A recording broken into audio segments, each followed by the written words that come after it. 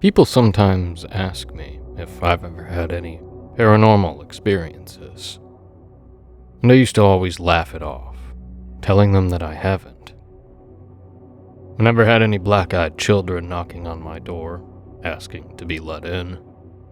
I've never seen strange lights in the sky that move too fast to be planes, and I certainly have never had a spirit board put me in contact with the souls of the long dead. However, a few days ago, I was visiting with my mother, and she reminded me of something very odd. Something I had seemingly buried deep within my subconscious mind. We were discussing my childhood, when out of nowhere, she remarked, "I'm sorry we never let you go back to Jungle Land. I remember you used to have so much fun there, but, well, I just got so scared after that time you fell asleep in the tube maze, and I could never bear to bring you back there again." I was confused, not even remembering what she was talking about, and I asked her what Jungle Land was. She held up a finger, as if to say, "One moment," and then shuffled off to her bedroom, arriving a minute later with a photo album. She flipped through the pages, scanning each one, before stopping and pointing at a specific picture. I looked over and saw myself, perhaps 5 or 6 years old, smiling happily as I stood in front of a large indoor plastic play structure, constructed of multicolored, interconnected tubes. I felt sick as I stared at the photo for reasons I couldn't fully fathom, and the room suddenly felt much colder. I thanked my mother for the opportunity to spend some time with her, and hastily made up some excuse to leave and walk back to my apartment. By the time I had slammed shut and locked the door after I got home, I had fully remembered the terrifying events that occurred so long ago. Jungle Land was a large family entertainment center in my hometown, with an indoor jungle gym, ball pit, arcade games, and, of course, a tube maze. I think they were planning to make it a chain, but as far as I know, there was ever only the one location. I suppose it just wasn't profitable enough to expand from there. I recalled that the incident occurred when I wasn't much older than I had been in the photo my mother showed me, maybe 8 at the most. It was a weekend my mother had free, so she took me over to Jungle Land to play with some friends. Unfortunately, none of the friends made it, so I instead had to try my luck with the other children, all of whom were strangers to me. I wasn't a particularly outgoing child, and tended towards shyness and reclusion unless around my friends, so I was understandably frustrated by the whole situation.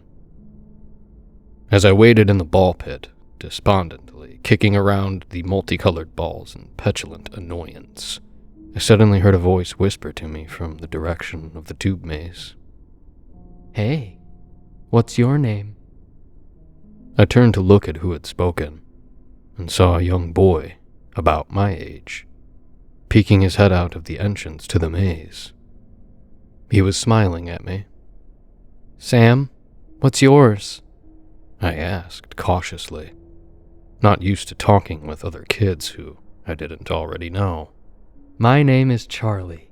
Nice to meet you," I heard him say, but though I could tell that it was the boy's voice, I didn't see his lips move at all. I giggled and asked, "Hey, your mouth didn't move. That's cool. How did you do that?"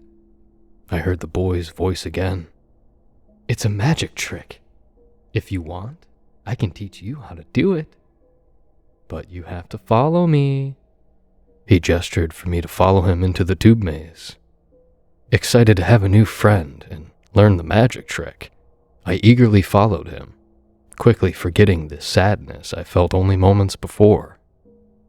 Childhood moods pass quickly, I suppose. I followed close behind my newfound friend at first, but as he continued climbing and crawling his way through the maze, I found myself falling behind. I've never been a particularly athletic person, and even as a kid this still held true. The winding plastic tubes seemed to go on forever, with endless twists and turns. The smell of plastic was thick in the stale air, and I felt a little bit claustrophobic, despite how busy the place seemed only minutes before. We didn't come across any other children as I followed Charlie deeper into the maze. After maybe 15 minutes, I started to feel uneasy. "Are we almost there?" I asked, a slightly whiny tone in my voice. "Almost there, I promise. Just one more turn," responded Charlie cheerfully. He was about 12 feet ahead of me, down a long tube that took a sharp left turn at the end. As he rounded the corner, and I lost sight of him, I became uncomfortably aware of how quiet everything was. Even without any other children in sight, I should have been able to hear laughter, the sounds of the arcade, and crying of little kids in the distance. But there was nothing, just my own breathing. Something deep inside told me I needed to turn around and get out as fast as possible. I rotated as fast as I could in the cramped space and began steadily crawling my way back as quickly as I could, which wasn't particularly fast. My knees had begun to hurt from the continuous scraping against the plastic, and my arms and legs were both sore from exertion. Despite the labyrinthine nature of the tube maze, I somehow seemed to know which way I had to go to get out. I'm very lucky to have a good sense of direction, even from a very young age. I started to hear the sounds of other children in the distance, and I managed to find my second wind, quickening my pace out of a desire to get out of this tangle of plastic tubes as quickly as possible. I heard something crawling quickly far from behind me, and I felt an intense urge to turn around and see who my pursuer was. But I was worried that if I did so, something horrible would happen to me. The sound of crawling from behind me came closer and closer. I began to cry a little from fear and tiredness. Finally, I saw the exit, and with a last burst of energy, managed to stumble out into the play area near the ball pit. To my exhausted lungs, the air conditioning felt like a mountain breeze. I looked back at the tube maze, but nothing had come out after me. I felt safe once again and started to calm down, my sniffling tears slowing down to just grateful breaths of fresh air. I noticed that all the other children were sulkily heading towards the exit, accompanied by their parents, and that the outside windows showed a red sky. As I pondered this, I heard my mother shout, "Oh my God, where were you, Samantha?" I looked up to find my mother running towards me, before she scooped me up into her arms in a great big hug, kissing me on the top of my head.